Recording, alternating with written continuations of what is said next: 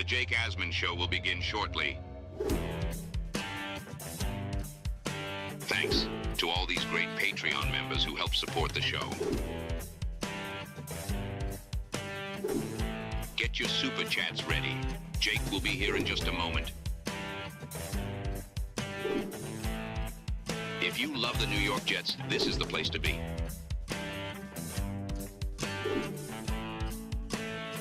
And now, the Jake Asman Show.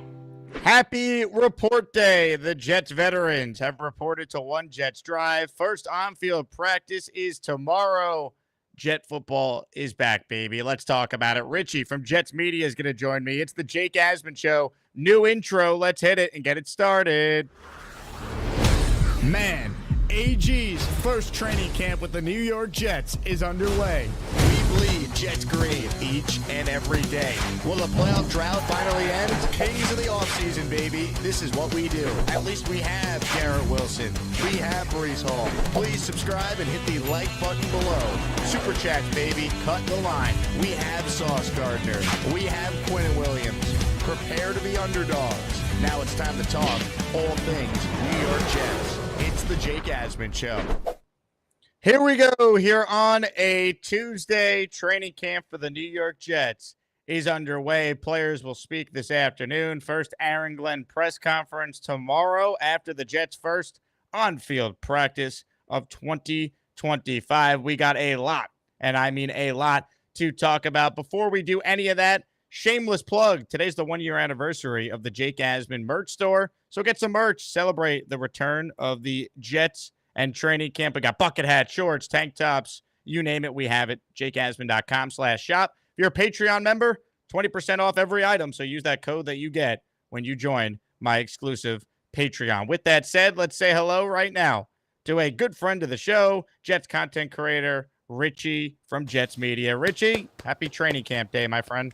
Happy training camp day indeed, Jake. We made it. Oh, what an honor it is to be on your show on a great day today because training camp begins. Woo, I'm fired up, Jake. Thanks for having me on as always. And a huge shout out to everybody in the chat.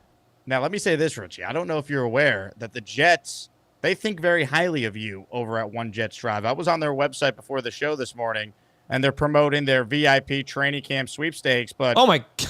Take a closer look. Who is that? Looking right at Quinn Williams? That's none other than Richie Malero getting his football signed by Big Q. How about that? Whoa, I did not see it. When did this come out? I did not see this. Well, I'm excited that I'm the first to tell you. I spotted you out immediately. I'm like, that's Richie. I'm having him on tomorrow. This is perfect. Let me surprise him. So wow, yeah, that's actually sick. I mean, wow. Well, thank you to the Jets. I remember that moment. I got that football signed from Quinn Williams and the entire team. Unfortunately, I have an Aaron Rodgers and a Zach Wilson sign on that exact football. But listen, that is awesome. Shout out to the Jets. I'm excited to be there this Friday and Saturday. That is a surprise. And Jake teased me. He's like, Richie, I have a surprise for you when we're about to go live. I'm like, what do you mean? He's like, just wait. I'm sitting here like, what could it possibly be? Well, that's pretty cool. I'll tell you what. You want VIP access for training camp. It's the least they could do. They're using your name, image, and likeness to promote a VIP training camp experience. The least they could do is give a guy who's got the following you do covering this team some VIP access during training camp. But that's just me. Well, hopefully I get VIP because I usually have a VIP access every year, but I haven't got mine yet this year. So hopefully if I'm the face of the promotion, I can at least get a VIP ticket for this season, man. I love it. Well, congrats to you, and good job by the Jets, highlighting one of their most passionate fans in their ad there. So training camp is underway. Report day is today. First on-field practice tomorrow. To me, the biggest question, not just this summer, but obviously the biggest question throughout the season is going to be centered around Justin Fields. So Rich Cimini, he wrote the story on ESPN.com today. Is Justin Fields the long-term answer or just the latest quarterback passing through? And that, to me, is ultimately big picture what we're trying to find out this season. Because if he is the long-term answer, that changes the entire trajectory of this team and this regime going forward. If he's not, in all likelihood, there's a rookie quarterback we're going to be covering extensively this time next year, seeing how he does in his first training camp. So it could go really one of two ways. Fields plays well enough to be the guy beyond this year, or there's a new quarterback, in all likelihood a rookie, that's going to be in line to start week one. Your thoughts on that? Yeah, I think that we're going into this season with an open mind, at least you should, with Justin Fields being the long-term quarterback. But there's nobody attached to that idea at the same time. Like, we're not putting Justin Fields on this pedestal as the face of the franchise. And I can put my right hand up and say I've learned the hard way. I had Sam Darnold as the franchise quarterback for 15 years the moment he was drafted. Like, in my mind, I'm like, wow, Sam, we finally got our guy. Disappointed. Zach Wilson did not have that mindset at all. But my point is, I think this fan base have seen so many quarterbacks come in. We get so overly excited, and it's a failure to the point where now we're approaching this Justin Fields situation with a little bit more space in between. Like, go out there and prove it before we're going to actually think you're the long-term answer. But at the end of the day, Jake, Justin Fields has every single reason to prove himself. The Jets are giving him absolutely everything he needs to be the long-term answer. It's just going to be the question is he going to be able to thrive with the system, with his coaching staff, and the team around him? Ultimately, this is his last chance to be the guy 100%. Without any competition. Like, the Jets have tried to basically build him up from the second they signed him. They never made him compete for the job. They said he was the starter right away. They talked about how they're going to let him play quarterback, that he's going to break out. I mean, ultimately, this is like his last chance to be the guy. Like, no one's going to hand him another automatic starting opportunity if it doesn't go well. He might be in the best situation he's been in from a talent standpoint on offense, because he's never really had great offensive skill players around him. He does have Garrett Wilson, we know. He should have a running game. He should have the best O-line he's played with. But it's really on him to take that step, because the Jets can only do so much. Like, Justin Fields, who has improved statistically year over year, it's on him to put it all together and take advantage of this opportunity. Because once again, if he's not the guy for the Jets, he's not going to be the guy for any team in the league as like the clear-cut starter anymore. Yeah, this is a quarterback's dream that Justin Fields is walking into. A journeyman quarterback, a guy that was given up on by the team that drafted him, a guy that was the backup but was not given a real opportunity in Pittsburgh. The Jets are literally handing him the keys. Like you said, Jake, they did not make him earn this job. They handed it to him, and now Justin Fields is embodying being a starting quarterback, and it's going to be up to him to decide to be the franchise quarterback of this football team. And I think the Jets are giving him every single reason to succeed. And I think there's a lot of factors around him that needs to click in order for him to unlock. And I think the key to this offense in general, Jake, is the running game. Because if the running game actually is dynamic with the offensive line moving things, Breece Hall, Braylon Allen, that right there is going to allow Justin Fields to open up his passing attack and probably, hopefully, become an actual quarterback in this league. And I think it starts there. So I'm excited. We all know what Justin Fields struggles with. It's upstairs. People say, and there's a narrative around Justin Fields, Jake, that I can't stand. People are like, he can't throw the football. Like, no, that's not true. He can physically throw the football. He's got the fundamentals. He's got the talent. But it's the ability to process the field, seeing the field, holding onto the ball too long. That's where he's been struggling in Chicago and Pittsburgh. The question is he going to be able to simplify the game a little bit with this system so he can see the field, know where the ball needs to go, get it out quick, and not overthink things? That's what we're going to be looking at with Justin Fields this season. Can it click mentally for him? Comments, questions, super chats. We'll cut the line. We're talking all things New York Jets. Before we get to some other topics, the Jets, they did quite the overhaul of their locker room at One Jets Drive. They announced it on their social media accounts this morning. A brand new state-of-the-art locker room, 230 square foot, 3D Jets logo, a sauna with a sound system, a barbershop with refurbished chairs from the 1950s, among some of the top details. Here's a closer look at some of the photos the Jets themselves have posted. And last year in the NFLPA survey, the Jets were 26th out of 32 teams in how they graded their locker room. They gave it a D+. So Woody Johnson, you could say a lot of things about the guy. He's never really been known to be cheap. And this is once again Woody at least taking the D+ ranking to heart and spending a ton of money. I'd imagine a couple $1 million easily in overhauling the locker room. So no one wants to ever give Woody Johnson any credit, and that's fine. But I'll be fair. I think he deserves credit here, and it's a good job by the Jets to start off this new regime, start off training camp with a brand new locker room. I think the players who have been on the team the last couple of years will certainly appreciate it. This doesn't mean anything, Jake. Go win football games, okay? I don't care about a locker room. No, listen, man, listen. I think this actually is a positive because this is how I look at it, Jake. If you are an employee of a company and you know, commute to work, you're in an office, and then all of a sudden you show up to your office and it's just completely renovated. It's a giant upgrade. You as an employee, that sparks a little bit, right? It sparks something within you like, wow, okay, the owner, my boss of my company, they care about me, right? They're bringing me all the resources they need. And I think it's a perfect timing of this brand new culture of Aaron Glenn and Darren Muji, Justin Fields, extending Garrett Wilson, Sauce Gardner. Like, little things like this do matter. And obviously, I'm not going to see it and be like, all right, new locker room, 10 wins. Like, no. But the point is, there's a lot of change happening within this Jets organization that needs to happen. And I think it needs to start within the building. And it's cool that they are upgrading this. And Woody Johnson, as an owner, has been publicly shamed by Jets fans. We all hate Woody Johnson because he's just never really gave us a reason to like him. But now he's doing the little things that the next step is simply winning. And then we can start giving Woody Johnson the flowers. But this is awesome, a complete overhaul, and it's perfectly aligned with the shift of culture that Aaron Glenn and Darren Muji are trying to bring in here now. And the Jets facility was already very nice. So this was like maybe like one of the smaller nitpicks, right? It's an older locker room, I guess, because it was built in 2008. But, I mean, this is brand new. This is state-of-the-art. The Texans did this a couple of years ago, and then they turned things around almost immediately after that. So maybe there's some good karma, like what happened when I was down in Houston, and the Texans did something similar before DeMeco Ryans took over there. But I do wonder this. Let's make sure that Jets logo is really secure on the top of that ceiling there. You know, the last thing we need is like a Patches O'Houlihan situation, like in the movie Dodgeball. And the sign, the luck of the Irish sign fell on Patches. The last thing we need is a significant Jet player being injured with that neon 230 square foot 3D Jets logo. That's my worry there. That said, good job by the Jets because the locker room. And I will say this, Jake, if you go zoom in, there's a new logo hiding.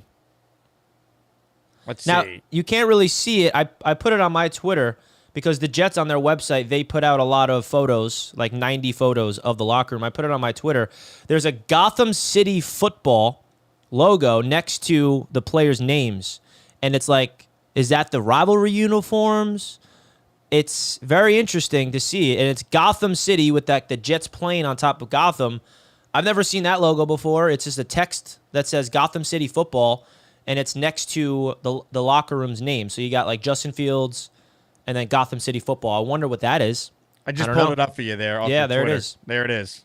Like, what is that? Is that the rivalries? Because we do have a new uniform that's going to be revealed this year. When the Jets play the Patriots Thursday Night Football, the Jets are going to have a brand new uniform. It's a special rivalry edition. And the AFC East is one of the two divisions this year that's going to be featured it. So I'm wondering, is that what this is? Is that the Gotham City football logo? It's going to be connected to that uniform? That's my assumption. I do like the Gotham City merch. I think it's a clean look for the Jets. It's cool.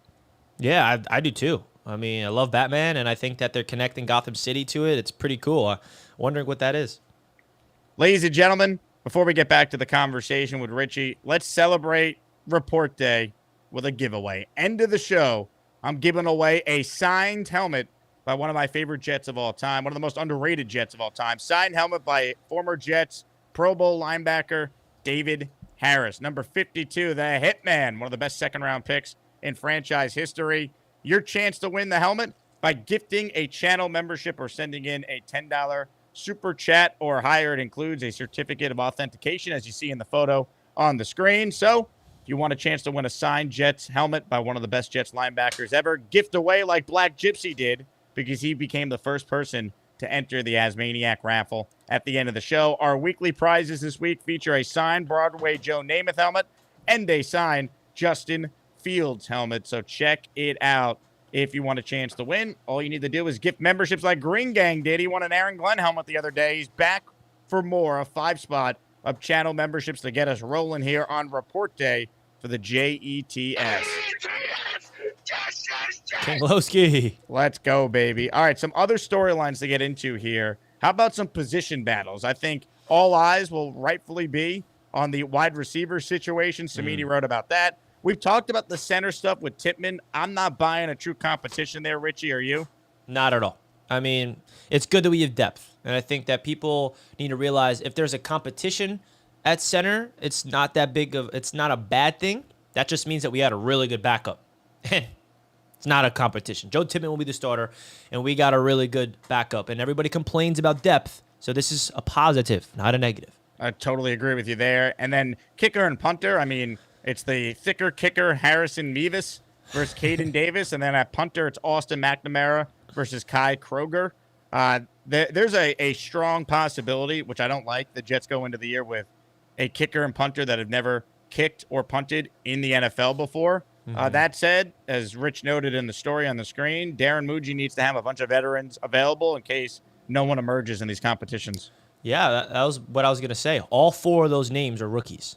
All 4 of them. So it's like a guaranteed rookie to be the guy unless they bring in another veteran leg at the punter or kicker spot. So I think that's a very intriguing approach for Darren Muji. They're trying to find some cheap labor at kicking and punting, and we know very well that the kicking spot is something that drives Jets fans wild. We thought we got the guy in Greg the Leg, and then he was absolutely abysmal last year, and now we got to make sure that because PATs are now not a gimmick anymore, they're not easy, they're not chip shots like they used to be years ago, so you got to be able to get your field goals and get a good field position as a punter.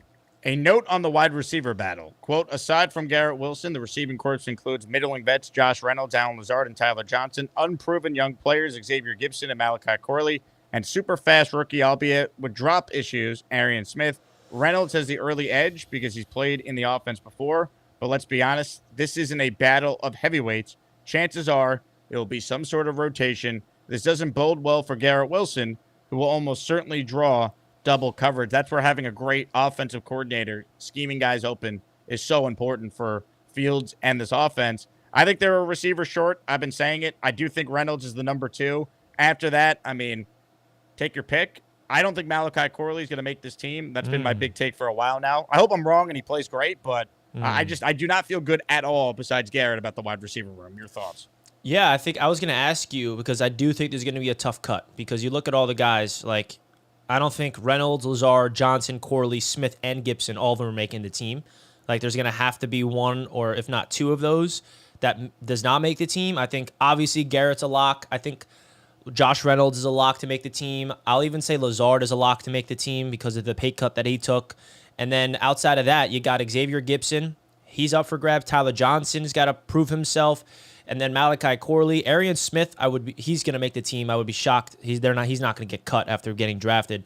So I think it really comes down to Xavier Gibson, Malachi Corley, and Tyler Johnson. And if there was a sleeper out of those guys, Jake, that I'm really excited about, it is Tyler Johnson.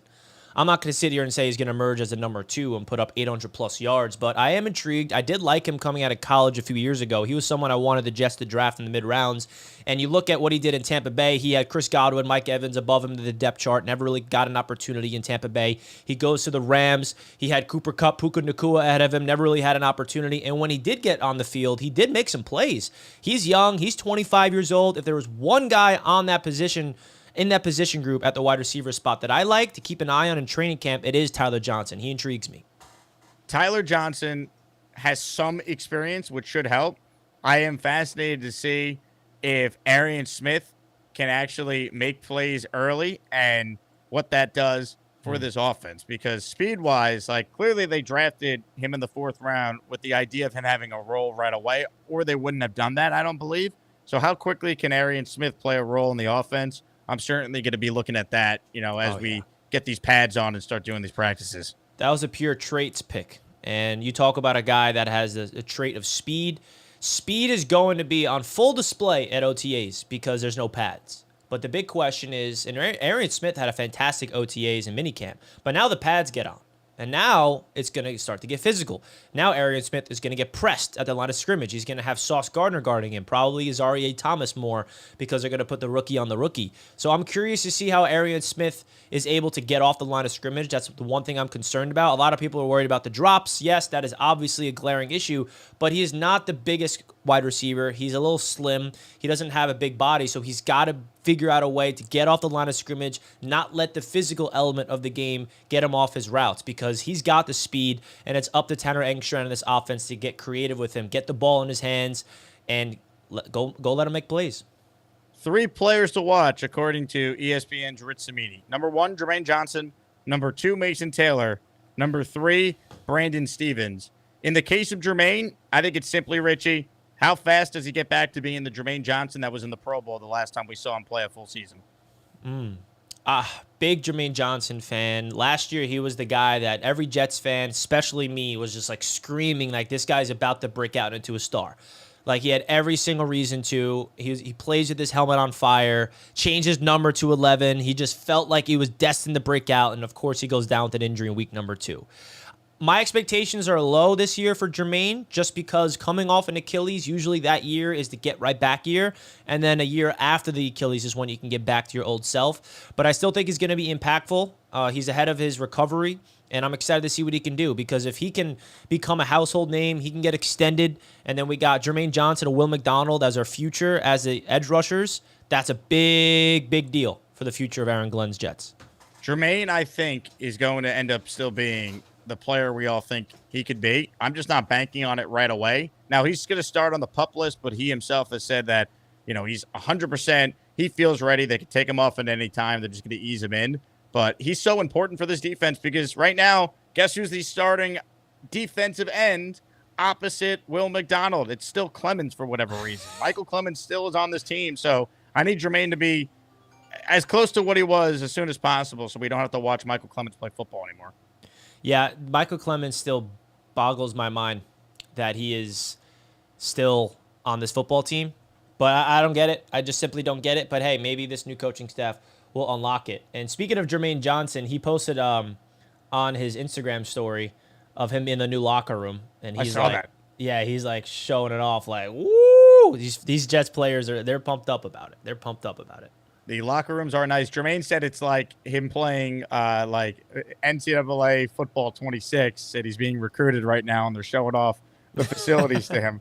Which Yeah, because college is the one where they have the facilities like this. Usually not the NFL. I feel like the NFL is picking up a little bit, and especially the Jets. Great job. Which is a good sign here. The other 2 players that Rich mentioned, let's talk about Mason Taylor. No drama with him. He's signed, sealed, delivered, ready to roll for training camp. They clearly think highly of him. They used a number 2 pick on him, right? Second round pick 42 overall. That's a high second rounder there. Tight end Mason Taylor, projected to start. What are your expectations for him, Richie? He's someone where I really do have high expectations for. And the reason is I just feel like he's pro ready. He's one of those rookies where you just feel like when you have a father that is a great football player in the NFL like him, he's been around the NFL since he was a baby. He has that professional energy to him, and I feel like that matters. And he has that sense of discipline, and I do expect him to come in here and be an impactful player immediately. And not saying he's going to light it up, but I think a reasonable expectation is like 700-plus receiving yards, like 5-plus receiving touchdowns, and be impactful in the run game, blocking-wise. Like, I got a lot of expectations for Mason Taylor. Out of every rookie, he's the guy I think should look like a pro immediately as a rookie. I know that's really high expectations. I do expect some rookie hiccups. Like, he's going to have a penalty that's going to be upsetting. He's going to have a drop that's going to be, piss us off because it's probably come in a big spot. But the question is, how's he going to rebound? I'm excited to see what Mason Taylor is. And how refreshing is it, Jake, that there's no distractions? Mason Taylor signed his contract. We don't got to worry about Sauce and Garrett's extensions. Like, we're going into training camp with no Hassan Reddick holdout, with no nonsense. Like, it feels good, man. It just feels good. Little things matter. It is nice to just kind of have a normal start to camp, no drama. And hopefully that carries over. I will say this. There's going to be drama. It's the Jets. There's always something that happens. How does Aaron Glenn handle that? That's going to be very important because I think Robert Saleh did not handle any success well. Like the Jets, when they didn't have a lot of it, but they're 6-3 in 2022, 7-4. They collapse. They end up finishing 7-10. Last year, they're 2-1 after you have this great win over the Patriots. Rodgers is talking about how the biggest thing that they're going to have to deal with is how they handle success. Well, they go out there, no show against Denver, and then the season spiraled from then on. Like, how do they handle adversity? I hope there's an opportunity for them to try and handle success, but I think that's a major thing to watch this summer and then into the regular season. Yeah, right when you said that, the first thing I thought of what you just said was Aaron Rodgers after beating the Patriots. They're 2-1. Rodgers like, the biggest thing is, how are we going to handle success? And we're all looking at him like, oh, that's a good problem to have. And then, oh, wow, they did not handle success well at all. So, right, like, that is a big thing. And I think that this team, the way I'm looking at it, Jake, heading into the season, and I invite Jets fans to have a similar mindset to protect yourself as a fan, it's going to get ugly before it gets pretty, in my opinion. Like, I think the way that Aaron Glenn's Jets is going to go this year is there's going to be a lot of adversity early, and it's up to them to figure out a way to maneuver that adversity to find their identity, because there is no identity yet, right? Training camp is going to be great and all that, but the real culture is going to be built on the field during Sundays, during the regular season, going through the fight. When they are dealing with adversity, whether it's a bad injury or it's a tough loss, like how do they rebound? That is a sign of a really good football team. And the Detroit Lions are a perfect example last year. How many injuries did Aaron Glenn's Lions have to face last year as a defense? And they were still able to go out there and play winning football. So I'm really excited to see. And that's what Aaron Glenn said at his opening press conference is, we are the freaking New York Jets. We're built for this, talking about adversity. When it does strike, we're built for it. We're strong-minded. And that's the type of culture that Glenn is trying to implement here with the Jets. We're the freaking New York Jets, so we're built for this shit. Exactly. I mean, and that was talking about adversity. So when it does come, Jets fans, don't panic. Don't be like, we suck all over again. Give them time to figure themselves out when that adversity strikes. And that's something I keep saying to Jets fans, because we are very emotional and very passionate. So when things go south, we are going to be like, same old Jets, fire everybody. No, let them figure themselves out before we just attack them. That's all I'm going to say. Ladies and gentlemen, speaking of attacking folks, Patriots 12 with a super chat. Bobby's Wendy's job lasted just as long as Bill Belichick with the Jets. Don't let us get Terry McLaurin and win the division. Patriots 12, you are a bum. Nobody cares about the Patriots. They stink. And with the power invested in me, I am excited to end your day early, free of charge for everybody. Ladies and gentlemen, to the whole, Patriots 12 goes. Now look what you've done, 6 rings. You fake Pats fraud. No more protection from the Asmaniacs. Had to cut you off and cast you out with the Sodomites. Some time in here will make you feel like you've been run over by the lane train. You understand me? You catch my drift? Give them another 24 hours to think about it. By the way, here's how stupid Patriots fans are. He doesn't even know how to spell Wendy's. He spelled it Wendies. Oh. When the Jets extended Sauce or Garrett, he was the first one to call into my show. I'm like, really? A Patriots fan is the guy that we're talking about? That's talking to me about this extension? He's a Patriots fan that wears Miami Dolphins gear. He's a Patriots fan that didn't know anything about his own team's history when we quizzed him on it. And he's a Patriots fan that watches a Jet show seemingly every day. Some Patriots fan. He lives in Canada, by the way, and just conveniently started rooting for the Patriots after they won their first Super Bowl. Yeah, man. We got to deal with them. Funny how that works. Ladies and gentlemen. Are you buying into the Patriots this year? Because, Jake, there's a lot of hype around them. I mean, externally. Yeah.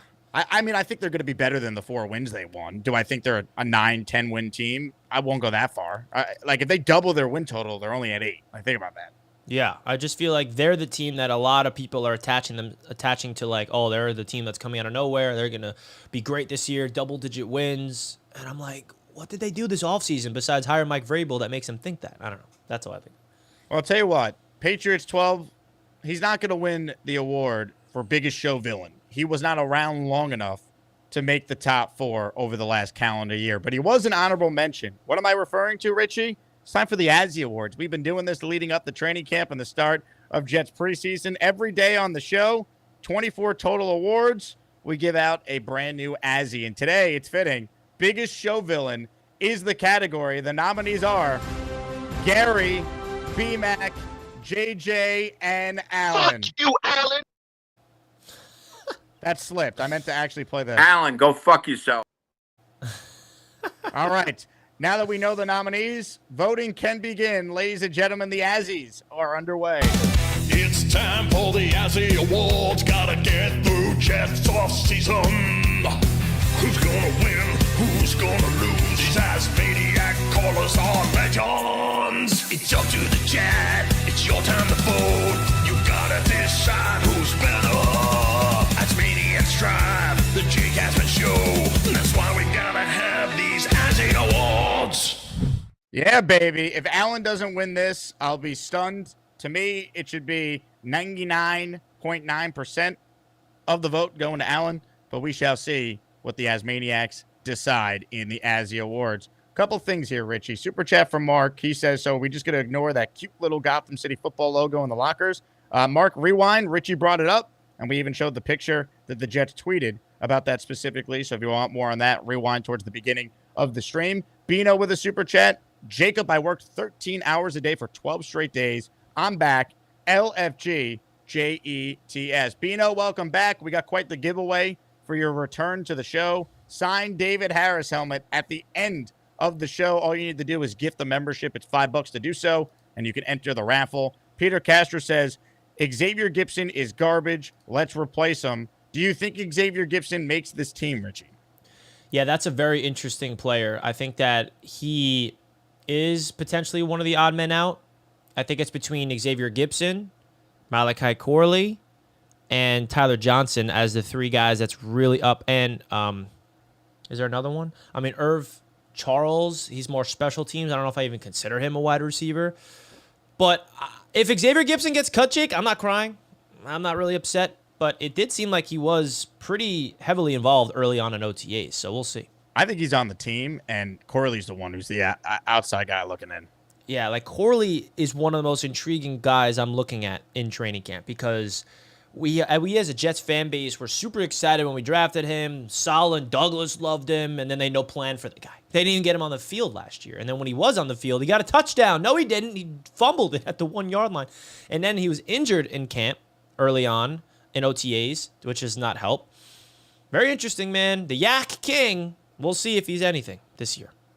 Ladies and gentlemen, a super chat has come through the pipeline. Castaway Jet, referring to the locker rooms, goes, is this where the losing happens? Well, I'll tell you what.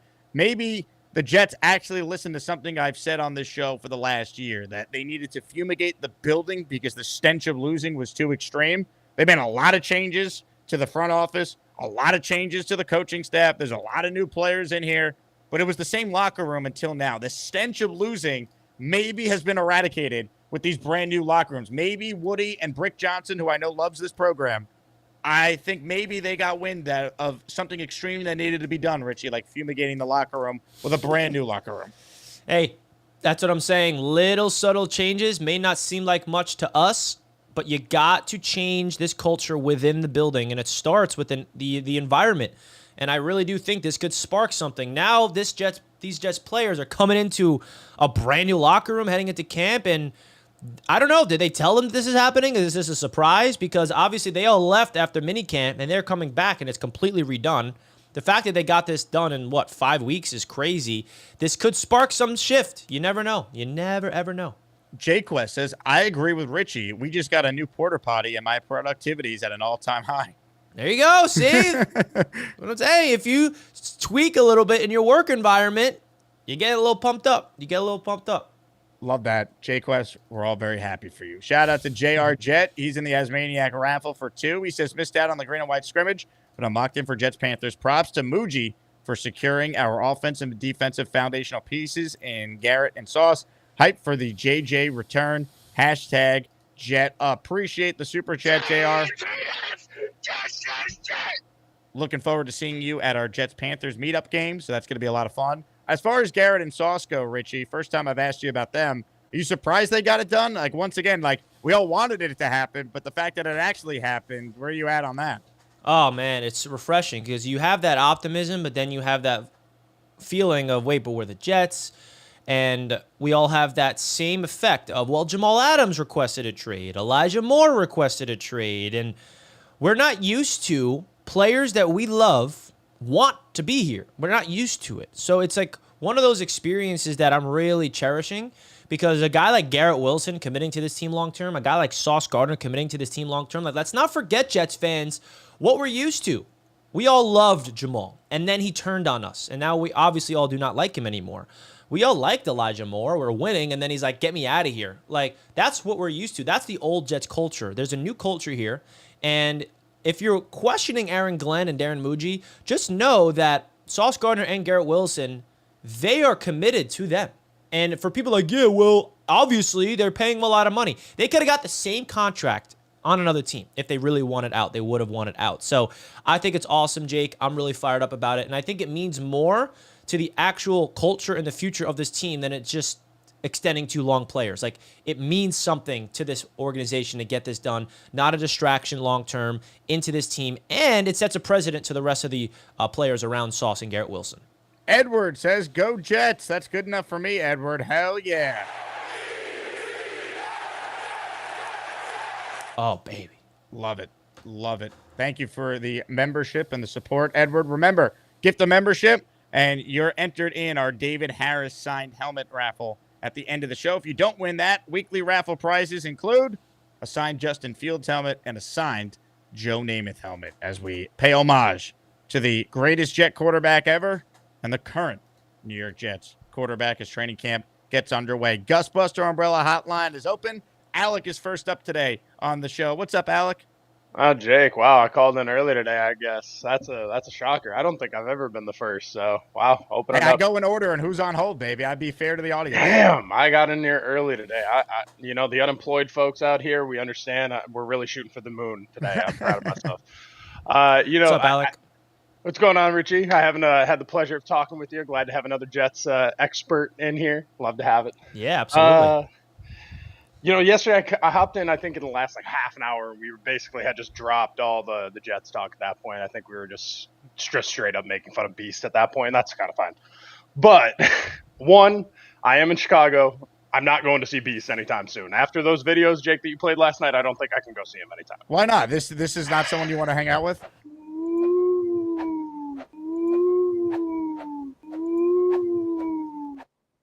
That is an enticing offer, but I'm gonna have to say no for now. Okay. For sure. Well, if you change your mind, you let me know. I'll make the connection. I will let you know. To hop on the Jets conversation today, started off early, started off nice. There's two DNs I would love to see us go snag, and Jermaine is gonna have some time to kind of get back. I don't expect him to be in a ready to fully commit to this roster and be his full self this season. So I'd love to see them bring in a DeMarcus Walker or a John Kaminsky. Both of them, I think, have some crossover with our coaching staff. Both are under 30, have some potential at DN. They're not great, obviously. They're still free agents, but they're out there as options. And I don't know how many times I need to keep bringing this up every time we talk about Jets roster building, but for the love of God, can we please just get another wide receiver in the door? I don't care who it is, but I can't look at Irv Charles and Xavier Gibson on the bottom of our wide receiver charts anymore. Gabe Davis, Keenan Allen, these guys are still out there. I would take either of them. Amari Cooper is a little bit, obviously at 31, a little bit more enticing. We'd get most of his 31 season. But I continue to think that we're just going to end up pulling DJ Chark. And I just want to hear what somebody else is going to say about this. I want somebody to talk me out of DJ Chark being high potential, really high injury guy, but I just need to hear somebody else tell me why that's just not viable. Because at this point, I'm like, that seems like who we're just going to go grab. Yeah, I agree, Alec. All fair points. I think receiver, I'm not banking on them doing anything. I don't know why they wouldn't be in on Zadarius Smith or Jadeveon Clowney, though. To me, either of those guys would help a lot to this defensive end rotation here. Yeah, I think my perspective of all that is I think the Jets are very content with who they have on the roster, and they're trying to develop their guys within instead of relying on more external help. I think that's my approach, because last year with an all-in-win season with Aaron Rodgers and everything, those are the kind of moves that we would have done, going after a guy like everyone that you guys just listed. But I feel like with this new shift, they want to prioritize youth. They want to give unproven guys an opportunity to prove who they are with the proper coaching. That's why I think the Jets are not, scrambling and trying to find the guys that are unsigned to bring in. At least that's my perspective of it. You want to see something really cool, Richie? So a membership was just gifted by J-Boy, so he enters the Asmaniac raffle for one. Now, who did his gifted membership go to? It went to you, Jets Media, receiving an Asmaniac membership. How about That's that? my boy. I'll tell you J-Boy, what. I appreciate it. J-Boy watches my show every day as well. I know you did not intentionally give me that, J-Boy, but it means something, man. It means something. So, J-Boy, I appreciate it. I'm excited to be an Asmaniac member again. New rule. If you gift the guest a channel membership, you're getting an extra ticket, an extra raffle entry. So, J-Boy, you're in for two by gifting one, because that's awesome. Appreciate your support. We got you down in our David Harris helmet raffle at the end of the show. Comments, questions, super chats, they will cut the line. Good call from Alec there. Although I do wonder, like, is it cold in his house? Because he's got like the hooded tank top on, but he's got the sleeves free there. So I'm just trying to get a feel for the temperature that Alec is calling us from. What do you think? I don't know. It was a hooded, like a sleeveless hoodie. Yeah. I like it. Sleeveless hoodie. You can't go wrong. I mean, Alec, it's hot outside. I'll tell you that much. Brutal. Yeah, I don't know where Alec is calling us from. He might be on the Chicago? West Coast. Didn't he That's say? right. He said Chicago. That's right. Barbarossa with a question earlier. Can Myers play any other positions on the OL? He could be a guard as well, as can Tippmann. So I do think if there's an injury to AVT or Simpson, there is a scenario where they think Myers goes to center, is their best option there, and they just rotate Tippmann in one of the open guard spots. Yeah, I think the depth of this offensive line is being a little underrated. We're so obsessed with the starting five, but I do like the depth, man. I like Xavier Newman. Even the guy, Okafor, whatever his name is, Max Mitchell, Carter Warren. I'm intrigued by the depth of this offensive line. I'm excited to see them go out there at camp. Hit the like button if you're just tuning in. Make sure you subscribe to the channel. I'm with you every single day, twice a day. We're going to be having shows on Saturdays, Sundays for post-game during the season. It's going to be nonstop. So make sure you subscribe to my channel, subscribe to Richie's channel, Jets Media as well. Jet season, baby. Oh, Training camp wait. is back. Jets reporting today. And, of course, first on-field practice will be tomorrow. Let's get to more of your calls right now on our Gustbuster Umbrella hotline. Reminder, when you call in, you get a raffle ticket. So you can enter our David Harris raffle, signed helmet raffle for free by just calling into the show. Up next on the show this morning is none other than the great Kyle Clifton.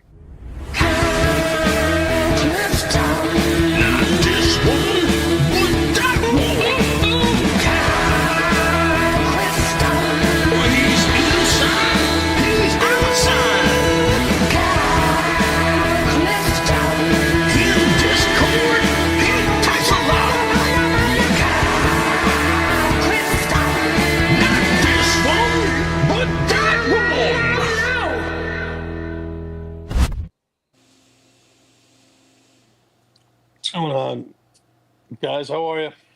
Hello, What's up, Mr. Kyle? Clifton. Six Rings is such a bad fan. Does he realize that the Commanders didn't get right to the precipice of winning and going far in the playoffs just to trade Terry McLaurin to the Patriots? Like, they're going to hash it out with him no matter what. They're going to find a way. It's a ridiculous thing for him to say, and he's not even good at taunting us. I don't know why he shows up here. There's no He doesn't know how to spell.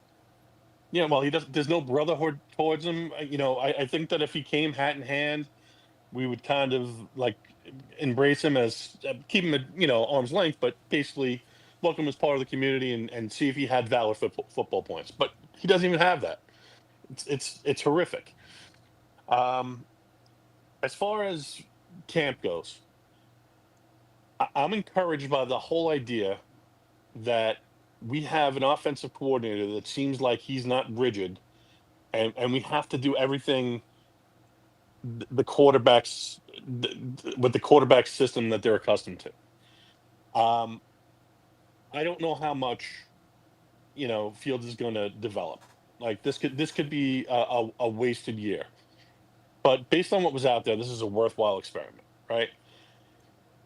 I just want to see if he's throwing the ball 12, 14, 16, 18 times a game, can he be as efficient as he was in his 6-game stretch with the Steelers? Because even though they benched him, they probably shouldn't have, right? And I think that we're going to try and tweak the offense to see if we can get the most and best football that we have out of this guy for the time that we have him. And it's really encouraging to have something like that where we haven't had this skill set before. That's so much of it depends on Fields, right? Like we don't really know, except for the Bills, what to expect from our division. A lot of us feel like the Dolphins are on their way down, the Patriots on their way up, but it's a second-year quarterback that their skill positions aren't there yet. We feel like there's a lot of talent outside of certain groups on this team, outside of the wide receiver room, outside of possibly the starting quarterback.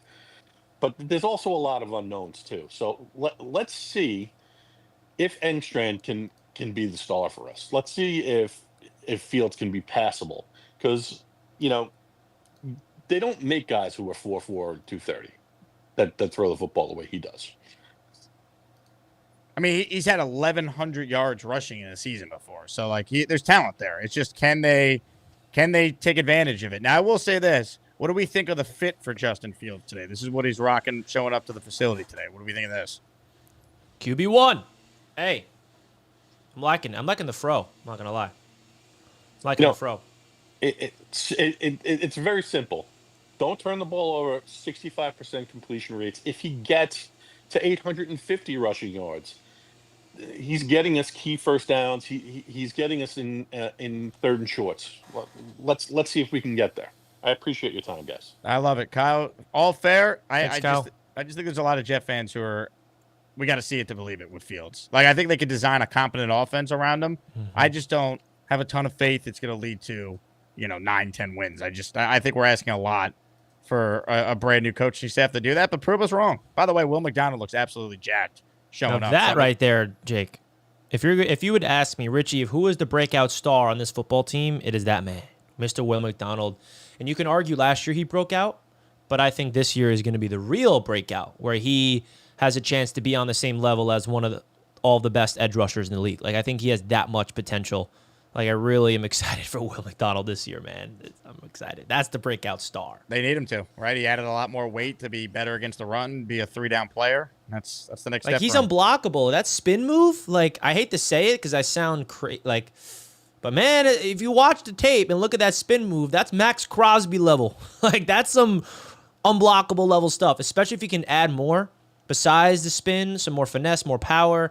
Especially if he can start setting the edge in the run game. Like, if he become an every down defensive end, I'm excited for Will McDonald, bro. Black Gypsy is next on the show this morning. What's up, Black Gypsy? Yo. What's up, man? What's up, man? So a couple things. For Fields to be that guy, right? Like, there's a lot of questions. There's a whole bunch of ifs. The offensive line's a whole bunch of ifs. So, like, as much as I want to say 8-9 wins, I don't trust Glenn. I don't trust Fields.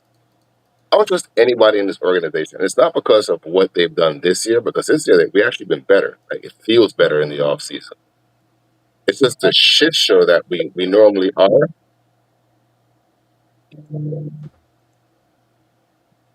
Did we lose you, Black Gypsy? But at the same time, I'm like, no, I'm here. You got me?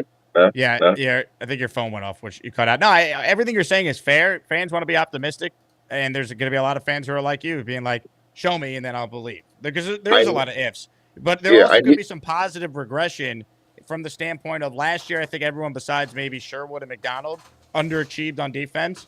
I think there's better offensive coaching almost by accident. There has to be on that side of the ball. The O-line on paper is a lot better than it's been in a long time. Like, Garrett is Garrett. I think Brees is going to be better this year. Like, there's things you could point to if you want to try and convince yourself, but I think a lot of people feel how you do. So that's totally fine. There's a reason why the Jets win total is 5.5 in most sports books. I still have them at 6. I hope we get to 8 or 9 wins. The only other thing I got to say is, fuck you, Allen. Black Gypsy, well said. Perhaps the statement of the day, as Allen is currently dominating the Villain Award, 64% of the vote in this morning's Azzy Awards. Richie, happy training camp to you. Always appreciate you hopping on the show, my friend. We'll do it again soon, I'm sure. Jake, thanks so much for having me on. I will be at Jets Training Camp Friday and Saturday. If you guys see me there, come up to me. Love to meet all you guys at Jets Training Camp. Jake, appreciate it. And salute to all of the Asmaniacs in the chat. Much love to everybody. Ladies and gentlemen, Richie from Jets Media joining us there. Good spot with him. Open phone lines if you want in on the conversation. Reminder, speaking of training camp, as of this morning, just 18 spots remain for our Chef Kevin restaurant training camp meetup. After the Jets green and white scrimmage, we're headed over to the Cloverleaf Tavern, about 30 minutes away from the Jet facility. It's going to be a great, great time, 2 to 4:30. is the start time. There'll be free food, free drinks. We'll have some giveaways for people. It is going to be fantastic. I can't wait. Speaking of things I can't wait, ladies and gentlemen, it is fitting this guy called in on a day that Alan is probably going to win the Villain Award for the biggest villain in the Asmaniac community. Ladies and gentlemen, let's say hello right now to the one, the only, King Lowski.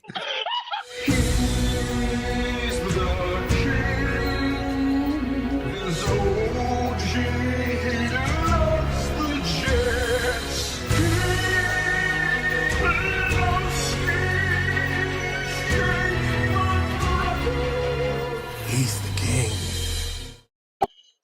Jake, my brother, Jake, my brother.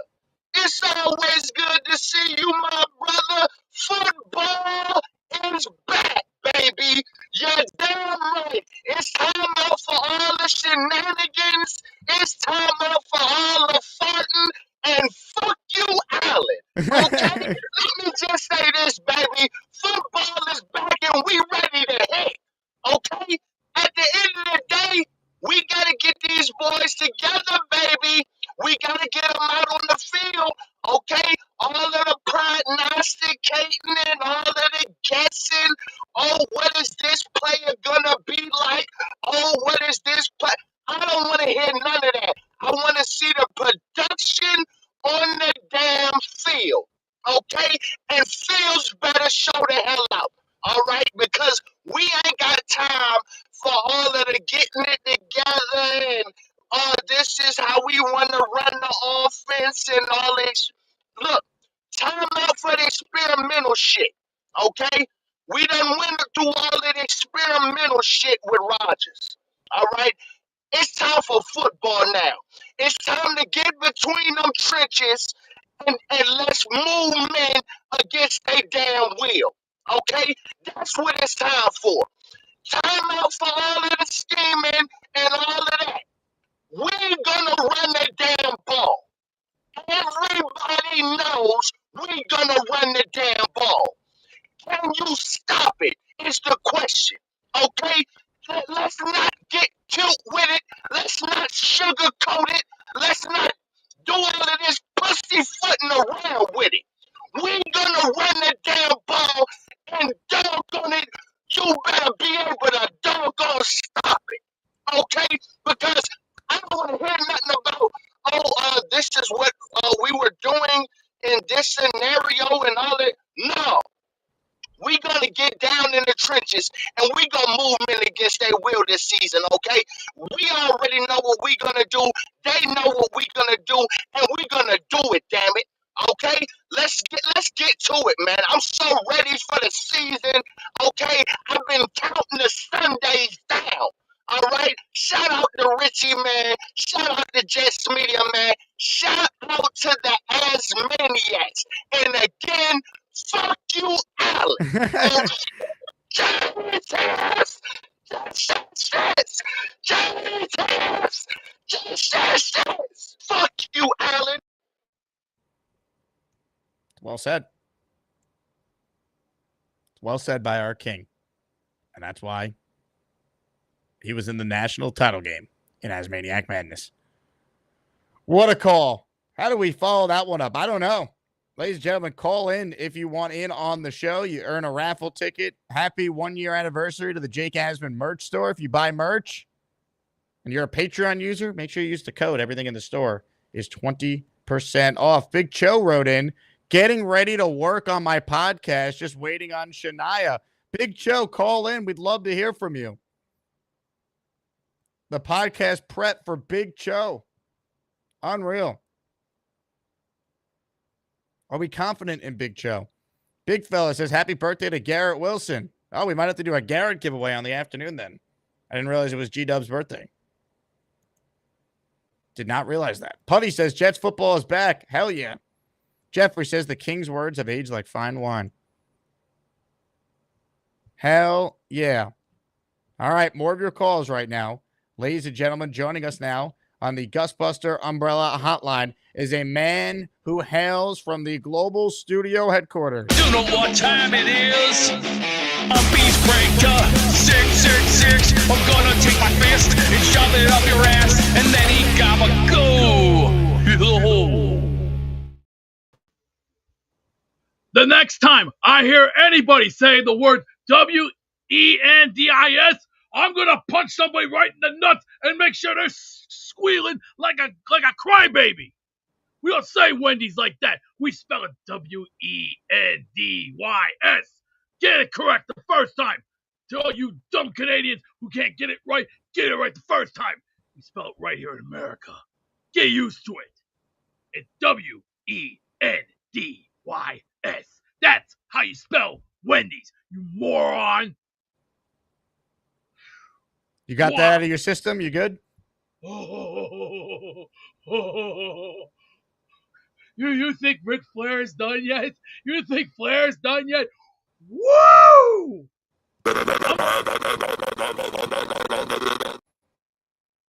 Beast, thank you for the time. You ain't seen nothing yet. Hang on. Thank you for that, Beast. All right, more of your calls right now. Ladies and gentlemen, you want energy? I got you. Gator says, I think Big Cho might need an intro. Yeah, it's nice. I like my recliner. No, I just called to check in. I don't like all those wrinkles on my head. I don't have that many wrinkles. My implants are coming in 3 months. The Kardashian ones? I put the jet gear on for you. Been running some errands early. Came home just chilling. Jake. Big Cho. What's going on with you? Cho. How you doing? Why are you wearing Ram stuff, Big Cho? I told you, man. I got to wear different stuff for my show. Yeah, but the first show is about the merger of the AFL and the NFL. That should be prime opportunity to wear Jets gear, no? Well, I may change, so we'll see. You better change now. I don't know if we can continue with this call. I can't change right now. I could throw a Jets shirt on real quick. Yeah, go do that. How about a Jake Asmaniac shirt? Well, either one, but we can't stand for this Ram stuff. What are we doing here? You're going to have to get used to me wearing different stuff, Jake. No, I told you about that. Big Joe, if you call into this show, the biggest Jet YouTube channel out there, 41, almost 42,000 subscribers, I need you rocking Jet gear, not other teams' merch. Man, you are a hard man to please. Hold on. Let me put the phone down. All right, Big Joe. I'll be waiting patiently. Just going to wait right here for you. I need some Jet gear on you. All right? Hold on. All right. Putting it on now. Okay. You are a hard man to please, Jake, but I still love you. I have high standards for this great fan base, Big Joe. I know. Hold on. Don't do it just for me. Do it for my audience, Big Joe. You need them to support your new podcast venture. Yeah, but I'm not going to be wearing Jets all the time on my podcast. That's okay. But if you want to please the audience, you should wear Jets when you Cho on the show. Here we go. There you go. Straight from homage. You look great, Big Cho. Appreciate that. I do look good in green. I think you should wear green every day. Hey, thanks for emailing me back. I appreciate the advice. My pleasure. Yeah, I appreciate that. I got a meeting with him on Friday. Dad says that was the fastest that you moved in years. Is that true? Nah, man. I move fast. Just see me at practice. Well, I'm not there. I don't know. Yeah. I Dad just is not there. when I'm calling in, I'm usually chilling. I leave all that up-tempo stuff to practice. Ryan says this is the least chill I've ever heard / seen Cho defending himself for wearing Rams gear. No, I'm not defending myself. I told you I got different gear. King Lowski says, get that Rams bullshit out of here. I took it off. I've got a Jets shirt on. Gator says, Cho gotta know, without the Jets, he gotta go. I got you. Yeah, but so does that mean that they won't watch the show if I got something else on? Well, I think you should wear neutral clothing instead of non-Jets gear, personally. But you do you, Big Joe. What you mean neutral clothing? I don't think you should wear other teams' NFL gear on the show. If you're a true Jet fan, Which I am. then you can't wear Rams gear or anything else.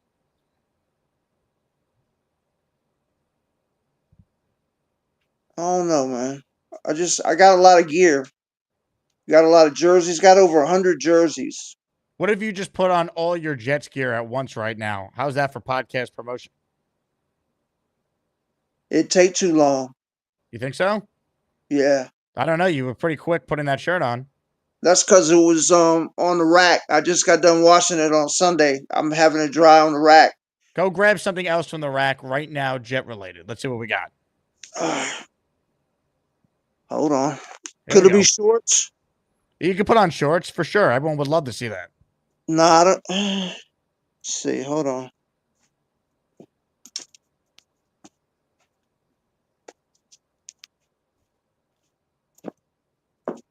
Here's the Jet shorts. Can you see them? Oh, yeah. Put those bad boys on. Hey, you're making me change my whole wardrobe. Let me put the phone down. This is what being a Jet fan, calling into a show where there's 300 Jet fans watching right now and thousands after the fact. This is what it takes, Big Joe. Yeah, but they're not going to see below my waist. Yeah, but it's the fact that you're going above and beyond to represent the fan base that matters to this community. Hold on. I don't want to make anybody mad.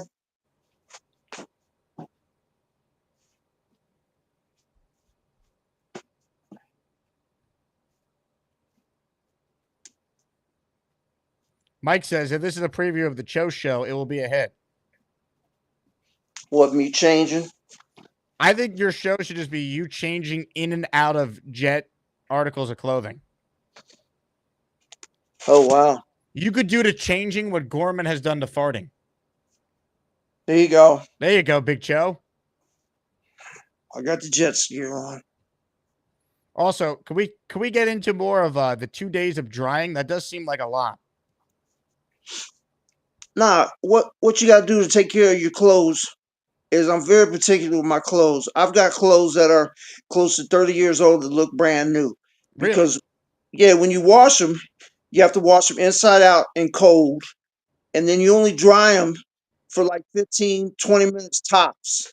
And then you hang them on a rack. And you let them dry out for a day or two. Take them off the rack, fold them, and put them away. Yeah, I got sweatsuits that look brand new, probably 1990 something. How are your hats, Big Joe? Any Jet hats you could put on for the people? No, I don't wear a lot of hats. I'm not a hat guy. Do you own a Jet hat? No, I do not. Really? Yeah, I don't own one. Do you own an Asmaniac hat? Nope, just the Asmaniac shirt. Well, I'll tell you what, Big Joe. What I'm going to do after the show today, I'm going to send you an Asmaniac hat, all right? Okay. I don't wear them a lot, but I'll take it. I appreciate you. Well, you have to wear it on at least one episode of your podcast. Okay, I got that. All right. I'll do it. Now, have you thought about a segment on the podcast where people submit questions about life and you offer advice? Well, actually, I was going to do when we work on today's show, at the end, I was going to put a segment in there to where they could hit us up on the social media, which Shania has. She's been setting it up. I don't know it. Where you could comment and then put in your memories of, the AFL 1960s. Say, like, if your dad took you to a game and you want to talk about it, then the next episode, I was going to read them out loud. So do you want the audience to ask you some questions right now, and maybe you can give a little sample on how you would respond? Sure. Okay. Well, chat, ask away if you got questions for Big Cho. Gator wants to know, can you do a segment called How to Find My Cho Show? How to find my show? Yeah, how can people find this esteemed program? Shania's got all that information. She's due over here any minute. Well, you got to make sure that you know it, so when people ask how they can find the show, you know what to say. Yeah, I haven't been worrying about that part. I've been letting her do that. Ryan writes in, people will dry age steaks for 48 hours. I've never heard of people drying clothes for 48 hours. Yeah, you just let them on the rack and let them dry. I mean, a day's good enough. It just depends. Now, do you have a jet jacket you could put on? Peter Castro's requesting that. I've got a jet, like a sweatsuit, but it's not like a winter jacket. It's like a sweatsuit that zips up. Oh, go put that on. That will look good. You're making me go through all my clothes, man. This is what we call a promotion in the business, Big Joe. I got to put down the phone again. That's okay. I'll be here for you.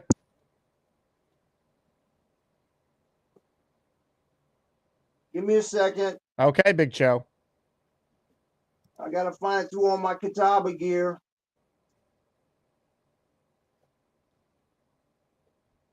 You have a great ceiling, Big Joe. Appreciate it. Sorry, had to look at it. That's beautiful. I'm doing all this for you, Jake. You're doing all this for the Asmaniac community, Big Joe. They're here to support you. All right. Here's one of the sweats that go with the jacket. Put it on. Put it on. I'll put the jacket on. All right.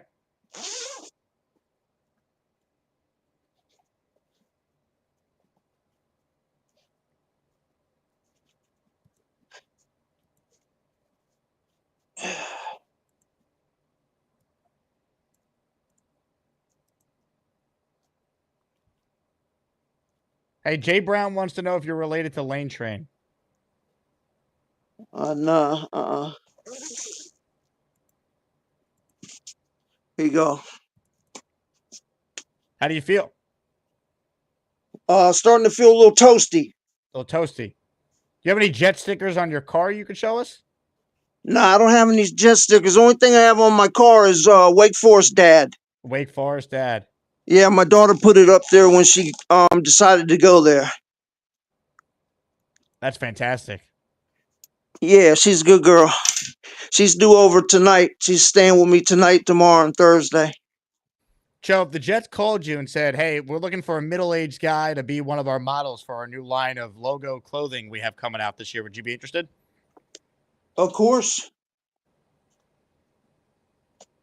You know what I'd be really interested in is you can hook me up with some of your people in New York so I can fill in on some shows. You want to fill in on ESPN Radio? Yeah, or Mad Dog. I did radio down here in Charlotte for 3 years at WFNZ 610. Well, I'm filling in for Michael K on Thursday and Friday this week. You want to come in studio with me from 1 to 3? Are you serious? You going to make the trip up to New York? Will you let me on? You going to come in studio with me for all 2 hours of the show each day? Do I get to talk? Well, that'd be the whole point. We wouldn't just have you just sit there in a studio. I mean, are you allowed to do that?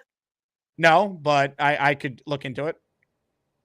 Well, look into it. Let me know. I'll book a ticket. What about your recruiting stuff? We're not recruiting this weekend. Wow. All right. Well, I'll tell you what. I'll have to seriously look into this because having the Big Show in studio for 2 hours, you kidding me? Like I told you, I did WFNZ for 3 years in Charlotte radio. Now, are you comfortable talking about all sorts of sports, not just the Jets? Oh, yeah. All right, give me your take on the situation with the Yankees and the Mets here ahead of the trade deadline. You stumped me there. I don't know a lot about the New York baseball. Well, that's a lot of what we're talking about on Thursday and Friday. Oh, really? Well, I could Yeah. research. I would research it if you needed me to. That's no problem. Could you name 5 players on each team? I could not. Yeah, that might be a tough sell for management. Okay. I got you. But I'll tell you what, maybe in football season when it's only about football, that's when we have Big Cho come in studio. All right, we could do that. All right? I could do that, or during basketball season, if I can get away from my team for a couple days. How's that chair, Big Cho? You rocking back and forth? Yeah, man, the recliner's the best.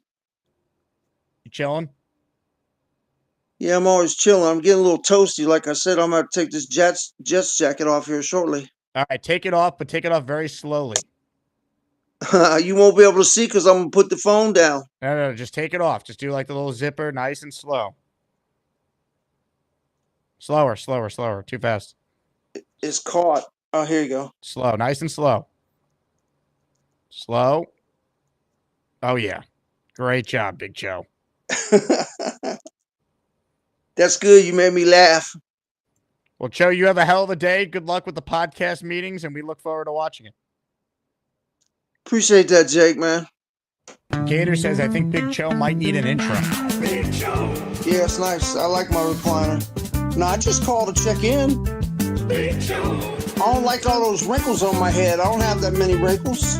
We're talking about Big Joe. My implants are coming in 3 months. The Kardashian ones?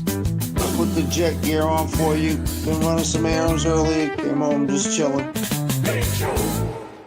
One of the greats, people. Big Cho. I can't wait to see the run he's on in Asmaniac Madness next year. Oh, my God. JR says Jake is a master psychologist. Big Country says, how do you spell get on the scale, beast? Big Fella super chatted. Perfect shirt for Cho is his emoji. He needs one. Nothing warms the heart more than seeing the Big Cho emoji in the chat during a Big Cho call. Adam is too cool says, Coach Cho's flow on the show made pros go, whoa. No one throws like Cho, yo. Adam, thank you for that one. All right, more calls here. Salem is on the line. Hello, Salem. What's going on, Jake? How you doing? What's up, man? Man, very excited today. First day of training camp. I had to wear the Sauce jersey today. Love it. Had to.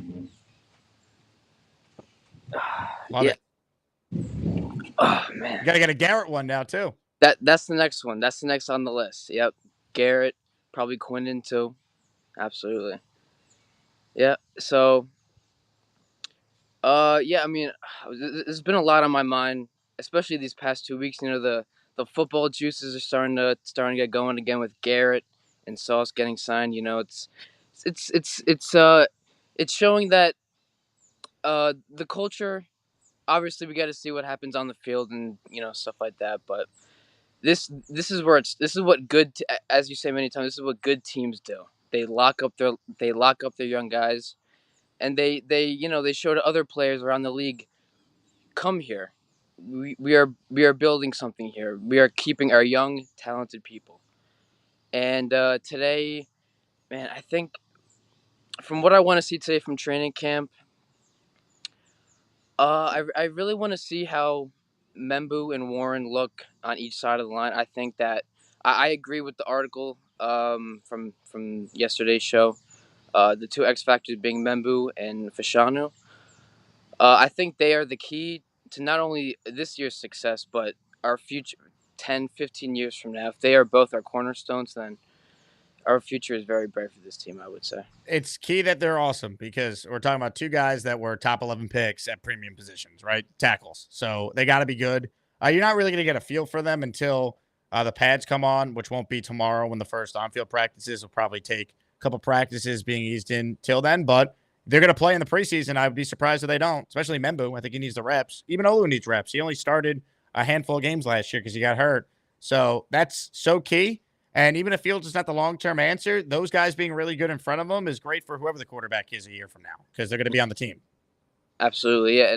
And, as a younger Jet fan, I'm only 22 years old. I wasn't even watching football when we made it to back-to-back AFC championships. I started watching when, as embarrassing as it is, when we signed Tim Tebow. that was my introduction to the Jets. You know, my father being a Jets fan. You know how it is. Yeah, But so you've seen nothing but pain and losing. Yeah, I it's have brutal. never, as a 22-year-old, I have never seen the Jets in a playoff game, and that is it is sad. 2015 was the shining season, but as we all know, I was crying as many Jet fans were at that game in Buffalo. Yeah. Brutal. Now, is this your first time call, Sam? I don't recognize This your is name here. Yes, this is a first time caller for me. I've been watching for I want to say since 2023, since a couple years now. But yeah, this is first time caller. I thought why not? You know, the start of the Aaron Glenn era, first day of training camp. Why not start off with a bang? Why not call it? I love it. Well, great first call. Call back more. I got you in the raffle for 2 because you're a first time caller. So I think you were, David Harris was still on the Jets when you started watching football. Yes. So you got a chance to win his helmet at the end of the show here. So that's awesome. And you got a great backyard, Salem. I don't know. The aesthetics behind your call, top call of the day as far as the background. Thank you. Yeah, and so Salem from Pag. I live in a small town in Putnam County called Meetup. So it's about an hour from the city. I'll give you guys a little panoramic view if I can here. Oh, baby. Here we go. All The right. tour. Yes. See if you guys can see if you Nice can see yard. it from here. A little trampoline here. You have a dog? I feel like that's a great yard for a dog. I used to have a dog. I had a dog from when I was 2 to about 18, but she sadly passed away. But Gotcha. Yeah, it's a great yard for a dog. yeah, she used to run around like crazy back here. Yeah. You ever run into Sarah Shoes? That's where he's from. Running where? Sarah Shoes. He calls Howard Stern, and you prank Mike and the Mad Dog all the time. He's from Mayapack? He's from Mayapack, yep. Oh, wow. I did not know that. Very cool. Yeah. I'll tell you what. Call back more, all right? Excellent job. I will. Thank you very much. Love it. Salem checking in. Ladies and gentlemen, hit the like button if you haven't. Phone lines are open. You get a raffle ticket when you call into the show. Viewer spike, I see it. If you want in, David Harris signed helmet, gift the membership to be eligible. If you don't win later this week, a chance to win a Joe Namath helmet and a Justin Fields helmet among our top prizes. All right, more calls right now. Sencal Jet Fan is next on the show today. What's up, Sencal? So, Jake, can you hear me? Can I shut up the camera because I'm at work right now? I see a black screen, but I hear you, so that's good enough. Okay. Yeah, I'm at work right now.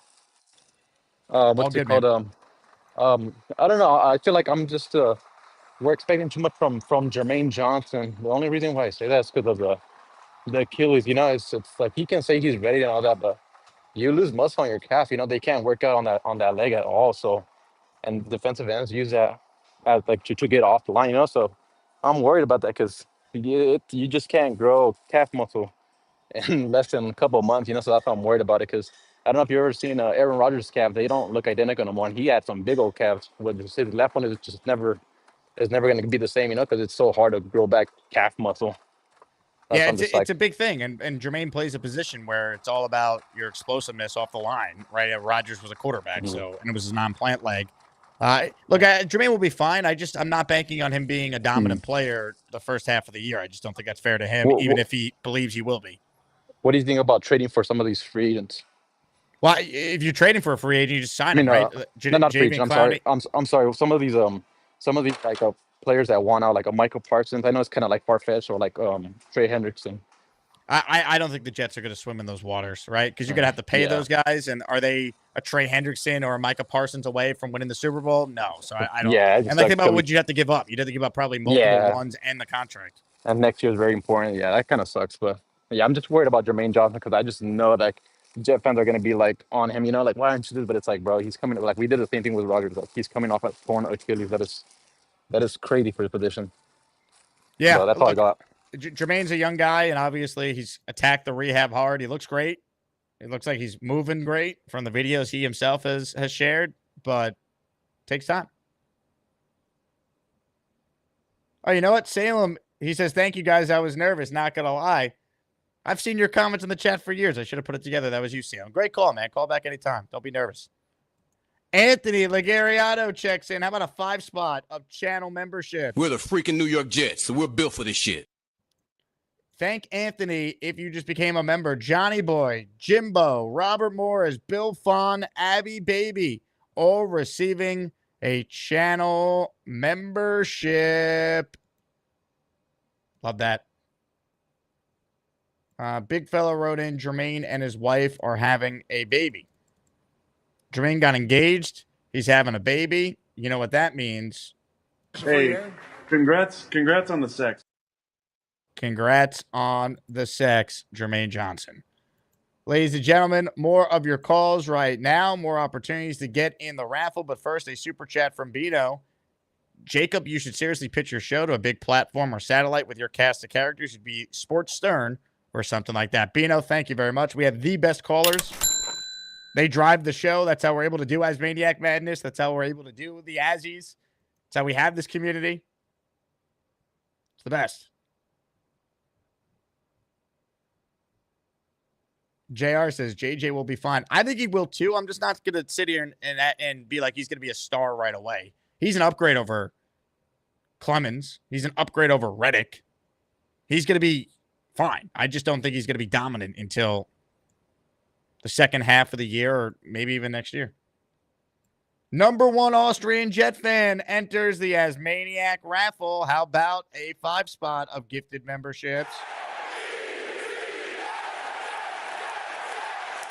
Joe Fliz, Mr. K, Joseph Webb, J29, and this is an actual name that YouTube approved, so I'll read it.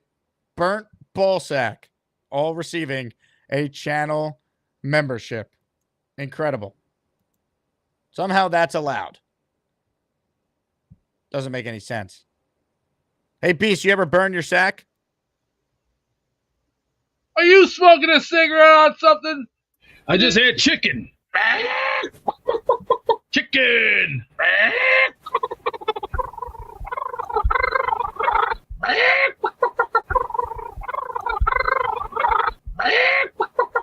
Thought it was a fair question. Jeez. More calls. Jersey Jet on the line. What's up, Jersey? He's gone. As I was going to him, he dropped out. Man. RI says, our D-line doesn't have to be dominant, just good. We are probably blitzing more than we have in a long time. Yeah, I mean, I need to see legit blitzing from the two linebackers especially. Quincy and Quinnen should be blitzing a lot. They're two of the fastest guys on the team.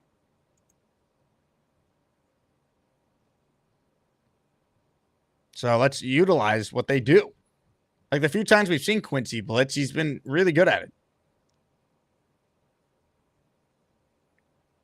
Ralphie goes, is there a second Austrian Jet fan? There might be. I don't know. Where are all the callers today? Where is everyone? Big Cho, you still there? This is the image I have for Big Cho on hold right now. I don't think he's there. Beastbreaker says, Alan wears dresses. Beast, is this true? Hey, look, hey, anything could happen in the real world. So, hey, the proof is in the pudding. And that's Jello. It's alive. Now, Beast, what is the deal with you and Six Rings? Drink up. Can't stand him. He needs to be power bombed on 2 tables with barbed wire and thumbtacks, and he needs to die because what he said about Wendy's, you don't spell it that way. Why are you hanging out with him then? Bullshit. Is this a real photo? Sonny, is this a real photo? Yeah, are you smoking a cigarette? What is going on in this photo here, Beast? It doesn't make any sense. You know what? Let me tell you something. You can kiss my ass because that ain't going to work on me. Ain't going to work. So it's not a real photo. Hell no. Rejected. Sorry. Thank you for clarifying. That's all we're asking for. Jeez. You're getting so mad. M. Villette says, Alan achieved an Azzy. What are you going to achieve today, Beast? Is this an Azzy you want to win, though? That's the question.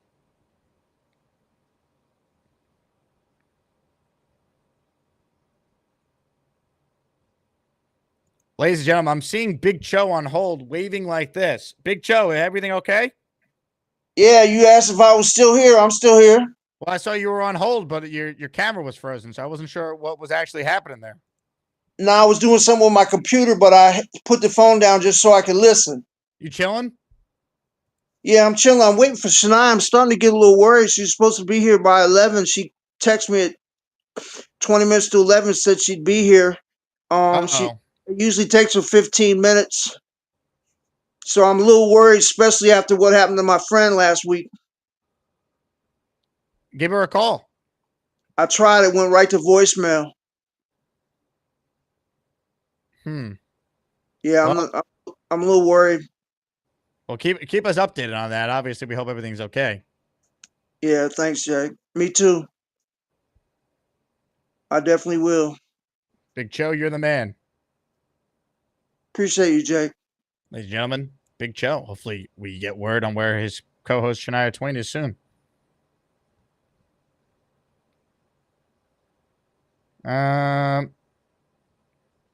Black Gypsy says Alan has stinky fingers. Well, I don't know if they're stinky. I can't confirm that. But Alan is on the record as someone who apparently does this. So this is all I know.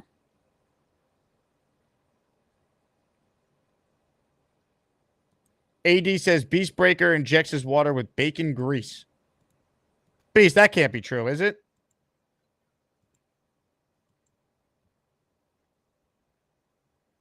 I'm trying to do homework here, and I'm trying to enjoy my day with a water. And I'm already getting myself the man's New York chips, the greatest of all time from New York. Good old-fashioned UTD. Get them while they're hot. Get them while they're hot. Hey, Beast, what have you had to eat today? So you're eating chips now. What did you have for breakfast? Oh, let's see. CTC, and for snack, what did I have? A nice round of good old salami, baby. So how much do you weigh, Beast? 259? That's right. I look good. I feel good. How do you stay at 259 if you only eat garbage? Next time, Six Wings is around, squeeze, and then up in the air like the Undertaker, down! And then, the Undertaker's quote. Soon all mankind will witness the rebirth. Hey, Beast, this was just sent to me by one of your classmates at Hogwarts. Is that you in the background there? You got Harry Potter, you got Hermione, you got Ron Weasley. Take that, kiss my ass! Is that not you in the background eating? It looks like you. How about I say it's like Stone Cold? How about I paint a bullseye in your ass and kick you around a few times? This was one of your classmates that sent me this. I'm just asking for clarification. I don't give a shit about it. Is that not you in the background? That looks like you. What this bullshit looks like. Do we think that maybe there's this big misunderstanding that possibly what's happening here is there's someone who looked like you that went to Hogwarts, but it's not actually you? Hey, essay. The party's over, Vato. You want extreme? You're going to get extreme. Because now the party's over. This game. All right, we'll come back to you. Thanks for the time. More calls right now before we wrap up. We got a David Harris helmet raffle at the end of the show. Let's say hello to Big Country, who's next. Hey, Big Country. What's up? What's up, Big Country? Not much. Hey, question for Beastbreaker. So I'm working right now, and I'm on the man lift, and I know he won't jump on the scale, but it says right here this holds up to 500 pounds. If he jumps on here with me, are we gonna flip? Beast, how much do you weigh? Show, you know what? How about I just say it like Austin again? How about I paint a bullseye in your ass, kick you around? All right. Thank you for the time. He's not just asking. Yeah. Well, just thought I'd stop in and ask. Well, Big Country, one of your finest calls. I appreciate it. How are we feeling about the Jets? You positive spirits? We were talking about Jermaine Johnson earlier. I think he'll be all right. You know, everybody compares him to Aaron Rodgers. Don't forget he's got 20 years. Aaron Rodgers has 20 years on him. So I think he'll come back pretty quick, I hope. Probably mid-season. And then this morning on the Boyd Green show, he was talking about what the hell? Brain farting. He was talking about oh my gosh, I'm brain farting right now. He was just talking about the Jets, probably. Yeah, pretty much. No, I totally forgot where I was going with that. Yeah. Jesus Christ. our running back. Why do they Running call you Big backs. Country, by the way? How big are you? 6 foot 200. 6 foot 200. So are you Yeah. buying Beast being 5'7", 259? No. Maybe 5'7", but not 259. Maybe 359. 359. Yeah. Yeah. All right. Well, I guess that's all I got. All right, Big Country. Maybe one day you and Beast will be able to step on a scale at the same time. Yeah. Okay. Sounds Country, good. thank you for the time, Big Country. Shout out to Big Country. Joined the Patreon the other day. You got 10 raffle tickets with that. Sign up for the year. Spencer Green says, no big deal here, Jake. I just laid 100 to win 10K on the Jets to win the Super Bowl. I would have taken that bet for you, Spencer Green. I would have gave you double the odds. You want to make that bet. But I love the loyalty. I do have one Jet bet I'll share. All right. I have placed one Jet future so far. And some of you might say, oh, if he gets hurt, I'm blaming you. Fine, blame me. I don't care. I have nothing to do with whether or not this player gets hurt or not. I have a bet on Garrett Wilson. This is with DraftKings at plus 125 to have over 1,000 receiving yards. Plus 125. Placed it the other day. Garrett Wilson to have over 1,000 receiving yards. He's done it the first 3 years of his career. He's got fields thrown to him now. He's the focal point of the offense. I think he's definitely going over 1,000. So I placed that bet the other day. Shout out to our guy Jeff Parles who alerted me of that one. So I put that one in. That's the only Jet future I have right now.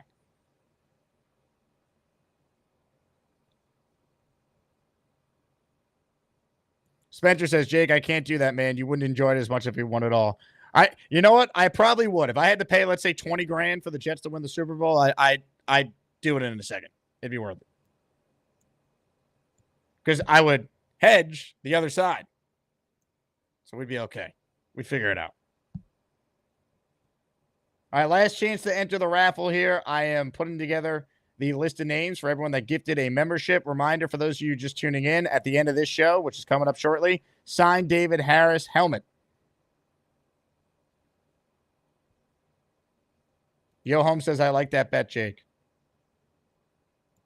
I think it's a good bet. I mean, I'm betting on Garrett Wilson.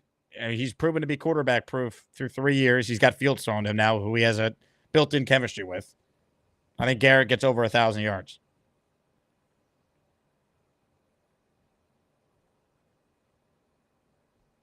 Jay says Beast needs batteries. For what? J-Boy is back. He's in the raffle for one. He's got a Braylon Allen icon in this photo. Hopefully Braylon Allen has a big year. Bang! The membership was gifted to Robert McNair. So, Robert, you thank J-Boy. Oh, how about this?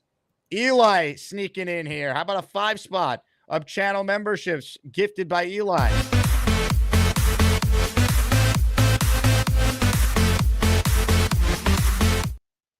Brandon McNeely, Jahi Sterling, Alan Fernandez, Ferris Grimm, Legacy, Aaron Green, all receiving a channel membership there. A lot of memberships flowing. Things happening.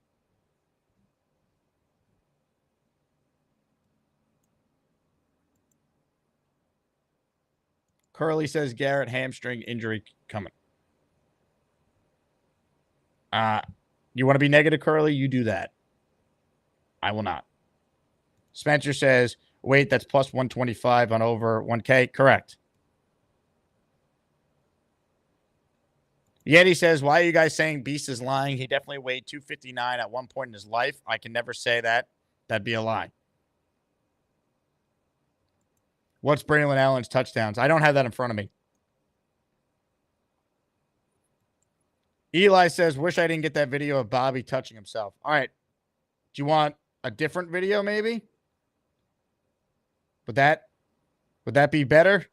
I could give you a shirtless Beast. Everybody, how are you all doing tonight? Right now, I'm in a great mood because I finally crushed that son of a bitch, Bobby Beasley. Now you let me know if that's a little better for you, Eli. What do we got here? Big fella, thoughts on the Clippers going with a retirement home roster? I mean, I'm never going to believe in the Clippers. Their players just don't play. And then when they do, they choke. Eli says, thanks, Jake. That's perfect. Spencer says, ask Beast a Jets bet he likes so I could place it for him. Hey, Beast, what bet do you like on the Jets this year? Spencer wants to make you some money. First of all, happy birthday to the great Garrett Wilson, the number 5 player, baby. And I'm talking OG, baby. Take it to the bank. And I'll play bets, baby. You want to play bets? Go to the crap table and shoot me a 7. You want to do that? Shoot a 7. Move along. Why don't you just say win total over? 13. Game over. Done deal. So And, that's the bet. Is that the bet you want? It's the final. I already put my say in already. 13. That's final. You haven't done anything. You haven't placed any bet. All you've done today is eat chips. I already said my goddamn piece. But you had some chips today. That's all you've done. Oh yeah, baby. You ain't seen jack shit Munch. yet. Let me run it by you. In the words of the great army of. Also, have you thought about the fact you're telling me to move along, but you're the one who's calling in? Like, I can't move along if you're still on hold. It doesn't work that way. There's only 2 things in this world that you can't fly with, and that's Jack and shit. And Jack left town. But you're still on the air. Yeah, well, that's why I'm already a hot commodity. Why? Because I put my balls to the test, and I do it with balls of steel. As I bleed, I fight, I sweat, and I kick and I scratch. What have you done today, though? You've just eaten chips. Does that make a point? Does it make a point that I'm going through some rough stuff right now, and I'm trying to rebuild? I got a family to worry about right now, and I'm trying to worry about that. Are you rebuilding more than the Jets are rebuilding, Beast? Oh, you ain't seen nothing yet, baby. Just keep your drawers on, and you'll see the difference between facts, fiction, and a little bit of reality. Now let's get into the future, as they all say. Roads where we don't. Abracadabra. A super chat I missed earlier when we had a bunch of calls in a row. This is from our guy, Paul Fiore. Shout out to you, Paul, if you're still watching. I appreciate you, man. Most important thing this year is to determine if Fields can be a top 10 to 15 quarterback in the league. If not, draft a QB. We can't be in QB purgatory. I have no win expectations this year, but probably 6 to 8. I agree. That's probably the biggest thing. We need to have an answer on Fields. And if the answer is we're not sure, I lean with drafting a quarterback if there's someone they like. That's just what I would do. Now, that doesn't mean Fields can't enter next year as the starter with someone behind him. The last time the Jets did that, Chad Pennington sat. It worked. I'd like to see whoever they draft not necessarily have to play right away if they're not ready or be forced into it. So I agree with this, Paul. And I got you in the raffle for 2, and I'll give you an extra one because I forgot about the super chats here and for 3. Matt joins the raffle for 2 here. Last chance to enter that because I am drawing the name shortly. Take this for what it's worth. Played golf recently with an NFL agent who represents multiple Jets. Takeaways: Brees is gone after rookie deal. JJ in insane shape. Becton had massive behind-the-scene issues. Well, we knew that about Becton. JJ, I think we've known. I mean, Brees, look, he's going into a contract year. Probably, if you're betting on the likelihood he's signed, probably not. But we'll see.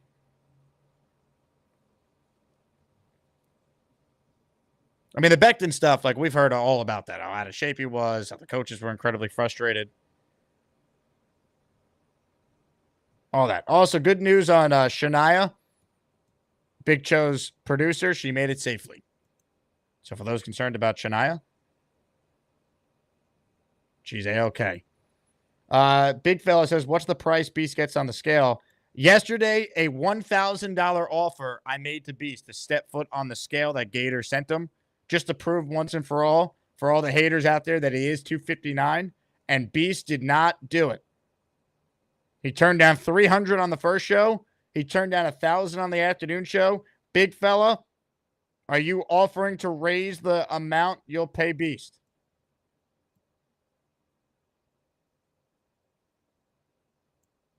Big fella says, get me in the raffle. Well, big fella, you are in the raffle now for 5. Boom. Maggie says, are we not getting camp updates? First on-field practice is tomorrow, Maggie. You'll get some player pressers in the afternoon, which I'll cover on my second show later today. But today's just report day. Tomorrow's the first on-field practice. Glenn talks after practice at 10 a.m. Practice is at 8:30.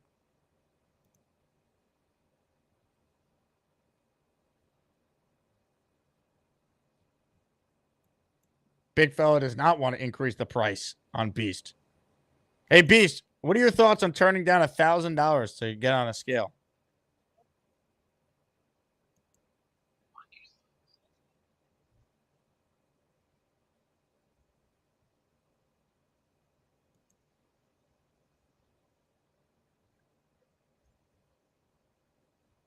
Beast?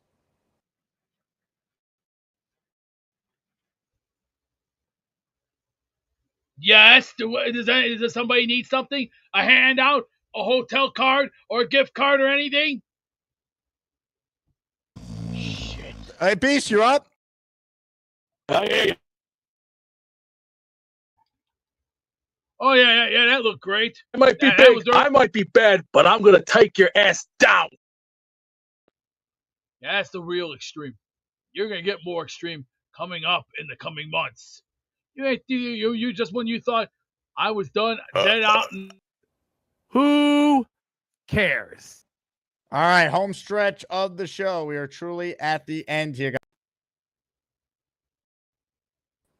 Hey, 6 ring, stop hacking my show. Couple calls left. Ladies and gentlemen, Purple Belt Wife. Purple Belt Wife, she's the Dark Knight. She has a lazy husband who forgets to clean potatoes. Maybe someday she'll get some help, but for now, she's just a Purple Belt Wife. Purple Belt Wife, she might not be purple, but she can kick her husband's ass. Just kidding. It's just Mike today. Hello, Mike. Yeah, just got a window installed and I screamed at the guy. Why'd you scream at him? So my window here is gorgeous. Everything is good. However, this part of the siding was broken. There was a hole in it, like a hammer. And then he tried to tell me that it was like that beforehand. And I freaked out. And then the manager came and said they're telling me it was there. And then I showed him a picture. Because I always take a picture before someone comes and does something. And it was like an hour before they came. So they fixed it for me. Even though it's a very easy fix. But I was like, if you're going to lie about something, that made it worse. Because if you broke it, it's simple. A piece of siding is like $20. It's very easy to fix and I can do it. The fact you lied to me fucking pissed me off. And it went on from there. But they fixed it and I'm happy with the window. But aggravation. So everyone out there, when you get work done in your house, you take pictures before, inspect after, because they try to pull this fucking bullshit. And I'm not having it. Purple Belt Mike, how about it?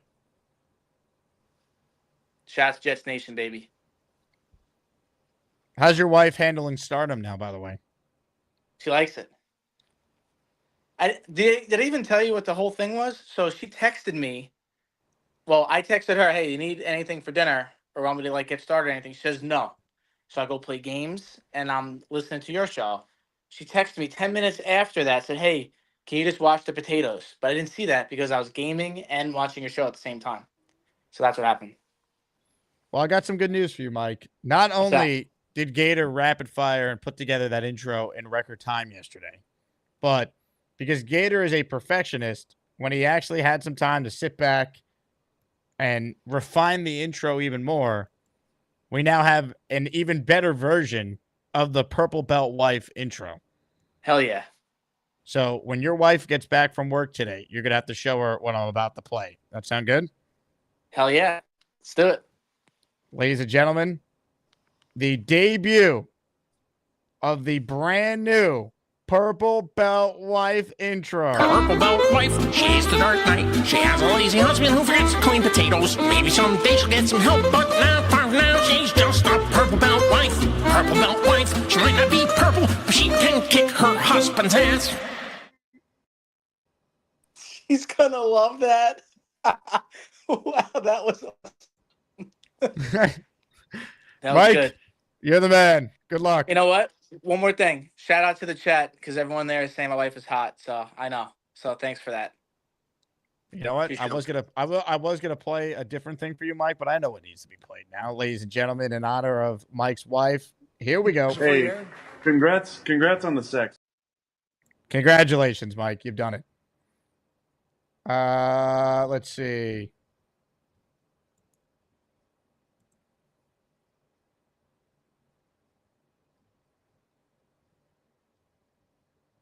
Yeti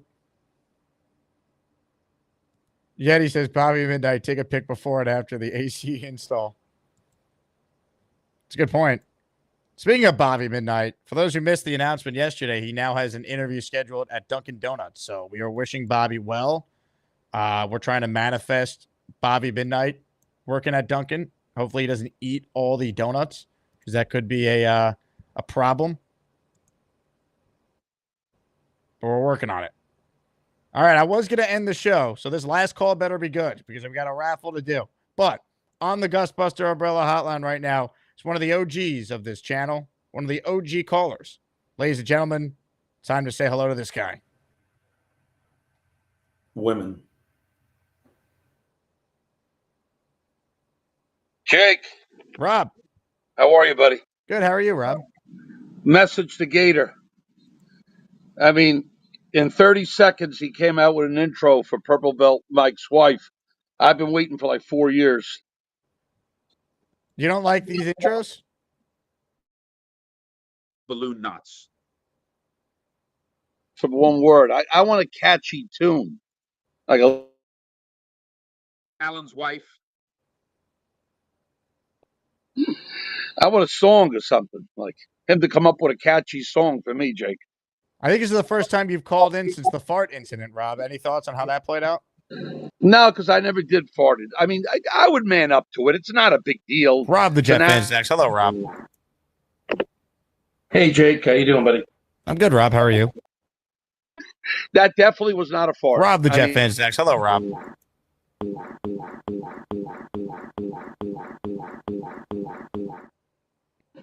Definitely not a fart. No fart. All right. If it was a fart, Jake, I would man up to it. It's not a big deal, even if it was. I mean, I tend to believe you. The chat was calling fart on it, but I was informed okay. no fart. Jake, you know me for a while now. Do you think I would man up to it and just laugh and say, "Yeah, I did it"? What do you think? I don't know. I think you would. Yeah, I definitely would. It's not a big deal. You know, people fart every single day. What's the big deal? Oh yeah, I mean, Charles Gorman is a cottage industry in farting. Yeah, he's my idol. Do you still hate Connor Long? He wants to know. No, I don't hate him. It's just that some of his takes are incredible because he has, Garrett Wilson, an average to slightly better wide receiver, but yet he has all this confidence in Justin Fields that he's going to be top 15 this year. How do you have all this confidence for someone who's never done it and compared to someone who's done it already with 7 lousy quarterbacks minus Aaron Rodgers? That's the part that gets me. And here's the thing, Jake. You know, as we're getting closer to the season, everyone is kind of critiquing everything. Our roster, the players on our team. But the player that it boils down to the most seems to be Justin Fields all the time. They really question if he's going to be any good or not. The supposed potential is there, which is great. And I hope he's good. But let's be honest, Jake. I'm kind of like you here. I'm smelling 6 wins. I also think top is 8 wins. So if this is the case, Jake, what are we looking at? We're definitely looking at going for a quarterback next year. First things first. You agree with that? I think they're probably gonna have to take a quarterback in the first round. Like if I was betting on it, I'd bet that. Okay, so you're not a betting man that this is our quarterback for the future. Be honest.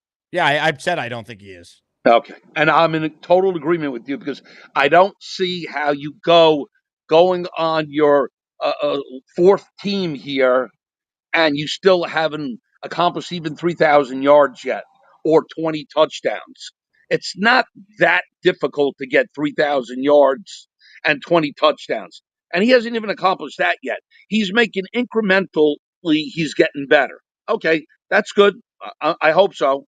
And I hope so that they can pull it off with the run, that they do this. And they can at least be a competitive team. And we can at least win 8 games. I think if they win at least 8 games, Jake, I say draft a quarterback for sure. And then if he's our quarterback to start off with until this future quarterback is ready, I would be okay with that. That would at least give us some hope for the upcoming years. You agree, bud?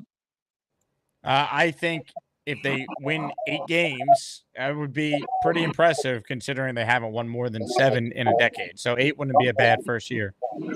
Okay, now people are critiquing the roster, especially from ESPN, correct? Some are. Okay. Now, let me ask you a question. We essentially have the same team minus, what did we say, 3 starters? So if we're minus 3 starters. On defense, offensively, they're way different. Okay, on defense, minus 3 players, Jake. Then what are we looking at? Are we looking at a top 5 defense this year? Is that a possibility? I mean, if they stay healthy, the depth is not great. There's major questions with the D-line, with Jermaine coming back, who's playing next to Quinnen. There's talent there. I think they could be a top 10 defense. Okay. And, obviously you like Wilkes as our defensive coordinator, correct? I do. Okay. I do too. He has experience. Engstrom, we don't know yet. Hopefully he takes after Ben Johnson here and he can be innovative with new, plays and everything, and we can at least surprise teams. But essentially, we're going to be running this ball a lot this year. They should be. Correct. But I don't know, Jake. I'm hoping, man. I'm hoping that at least 8 wins. I'm thinking 6, but I'm hoping 8. We're very competitive, and then we draft a quarterback for the future. And then if it's one more year of Justin Fields or a half a year more of Justin Fields to be the bridge guy, then I can live with that. I would be okay with that. Well, I'll tell you what, Rob. Hopefully they win 10 games and we're all happy. Oh, my God. If they win 10 games, Jake, then you got to have an after party. Let me tell you, man.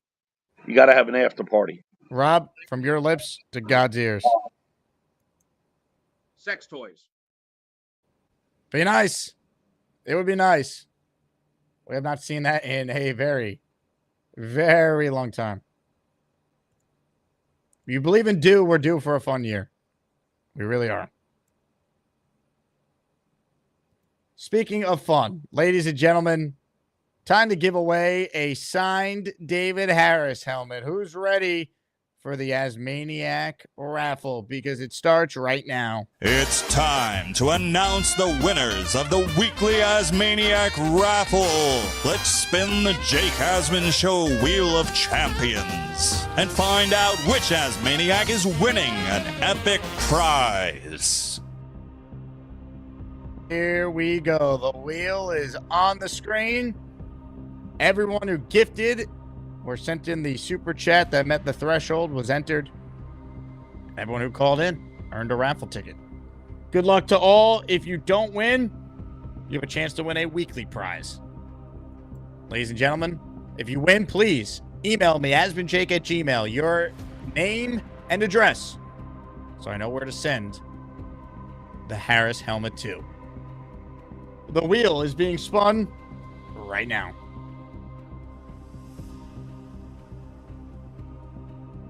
The winner of the prize is Green Gang 365, first in Aaron Glenn signed helmet, and now a David Harris signed helmet. Congratulations, Green Gang, well deserved. True diehard, and you always support the channel, so I'm glad that you're on quite the run in the last couple of days, winning some prizes. Again, thank you to everyone who makes it possible. We would not be able to do the volume of giveaways in show and throughout the week without the support of the best fan base in all of sports, the Asmaniacs, the diehard Jet fans who are tuned into Jet content in June and July when there's not much going on. But that's going to change because the Jets hit the field tomorrow for training camp, and we will be with you every single step of the way. With that said, before we get out of here, let's officially close voting in the Azzy Awards. Your winner for the biggest show villain no one is surprised at all at this one. Alan is your winner.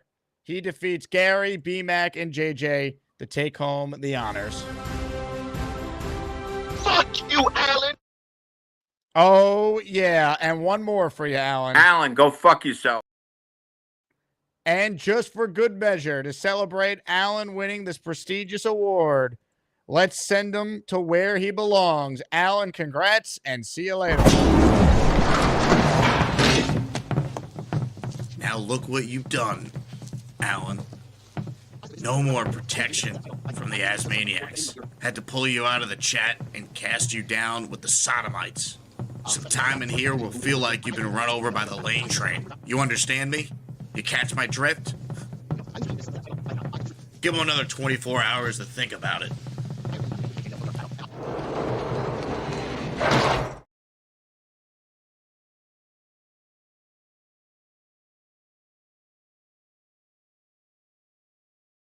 Between different pages to pull up the whole.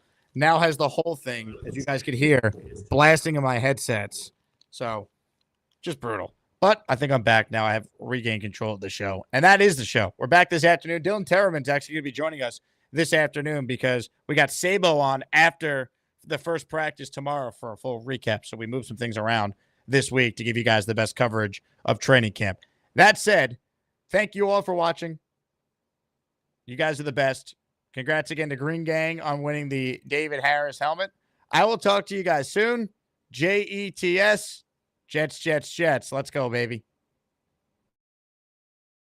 For as long as I can remember, ever since I was a little boy, it was my dream to go to Hogwarts. People always told me, Beast, you're not a wizard. You don't know magic. But I said, I don't care. I'm doing it anyway. And guess what? So what did I do? I grabbed the nearest wand and started flinging it around. Pew, pew, pew. Abracadadoodle. Now nobody There's no escape, you tubby bastard. Don't make me destroy you and make 6 rings irregular on the show. Bullshit. I'll never let 6 rings be irregular. Or maybe I'll send you back to Hogwarts School for attic-dwelling Jedi doodles. Hey, if you don't stop playing that Harry Potter shit, I'm gonna leave the show anyway. Uh-oh. You hear that, B. Skywalker? 6 rings just sent you to the hole again. There we go. Abracadadoodles.